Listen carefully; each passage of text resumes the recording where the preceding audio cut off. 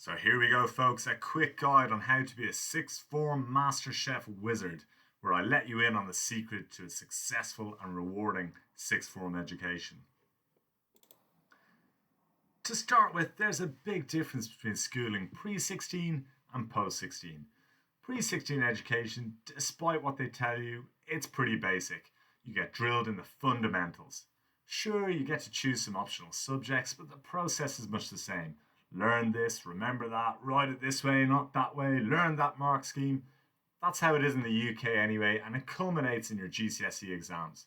If you do what you're told, follow the script, and learn enough stuff off, you can ace your GCSEs. It's bootcamp. Don't think too much, just follow instructions. Post 16 education, well, that's very different. Mostly because you have choice, lots of choice.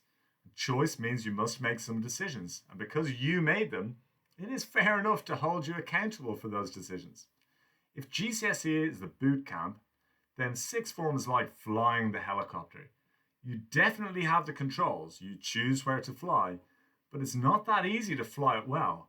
You need to work really hard and you have to get it right to avoid crashing. Dumbledore was right. It is far more important to make good choices than it is to be born with some particular talent. And it's your choices that you will be judged on. How did you spend your time? Did you embrace challenge or did you hide from it? Perhaps the best way to think about your education is to imagine that ultimate interview for the opportunity of your dreams, whatever that is, where you have to compete with other top quality candidates. At some point, everybody is going to face that situation where someone looks you in the eye and says, "What did you do with the opportunities you had?" Keep that question in your head every day. Are you making the most of your opportunities? Can you demonstrate and give evidence for that? Can you give an answer that sees off the competition? Now, one common mistake that people make, particularly in private education, is to confuse opportunity and outcome. It's an easy mistake to make. Some schools are incredibly slick at selling the idea that attendance will deliver a certain outcome. The truth is that schools can only deliver opportunities.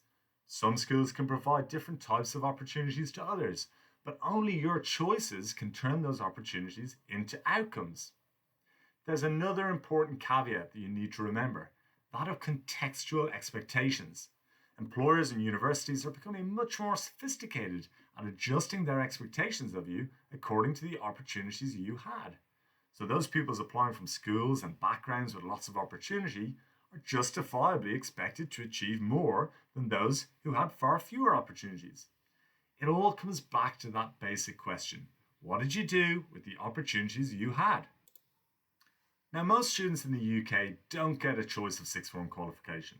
They just get a choice of subject.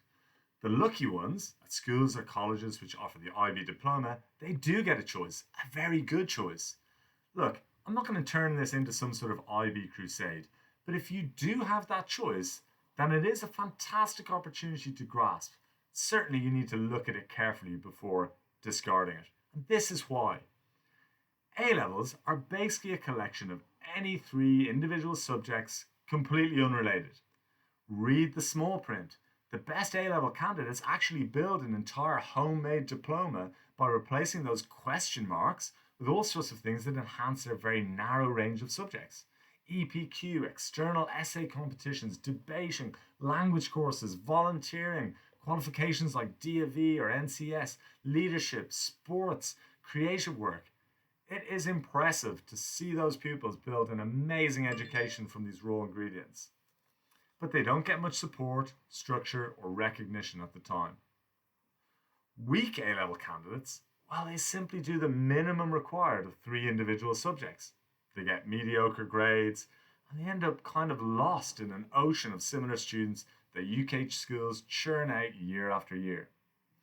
If they went to a really fancy school with lots of opportunities and an IB program available, then that ultimate question of what they did with their opportunities, well, that's really going to put them on the back foot straight away.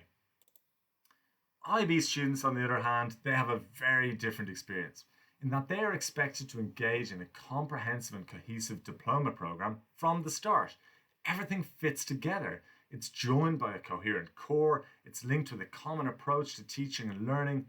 You get to specialize in your higher level preferences, but you don't get to abandon the key pillars of language, maths, science, and humanities that underpin any good education. You have to remember that A level, it is the narrowest sixth form system in the world. And it is no coincidence that UK employers constantly moan about poor problem solving, reasoning, language skills in their applicants. Most advanced economies require their sixth form students to have a wider range of skills and to be able to link different themes and topics. That is what the IB does brilliantly. It gives you a high quality, internationally acclaimed package to work with.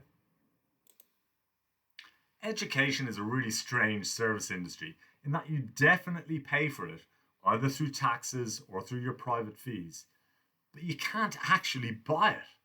The big mistake that some pupils make is to imagine education to be some sort of restaurant where you order off the menu and the food is served up to you. The better the restaurant, the better the meal. And if the food isn't good, well, that's the restaurant's fault. But that's just not how education works.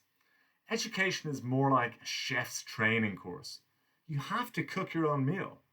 Good schools can provide good equipment, good ingredients, good instruction, but only you can cook the meal. And in this sixth form Masterchef scenario, you get different types of kitchens. The A-level kitchen is well equipped, but all you get are 3 individual ingredients, which don't necessarily go together. It is up to you to find the herbs and the spices that make those ingredients into a tasty meal. It's not that easy. And if you make a mess of one of those key ingredients, well, then you're in trouble. The IB kitchen, if you're lucky enough to have access to one, has much more support. First of all, you get 6 quality ingredients, plus some other bits to help it all fit together. Crucially, you get a comprehensive book of recipes, opportunities to add your own creative touch, but the template is there for you. The type of dish that you can cook with that IB recipe book, wow, it's really something special. With 3 strong, higher level flavors, supported by standard level side dishes, seasoned with a subtle blend of TOK and extended essay, there's even some Kaz for dessert. So that's the big secret, really, to being a sixth form star. Recognize that your choices matter and that your choices will get judged against your opportunities. Understand that you have to build a full sixth form education. 3 subjects on their own just won't do.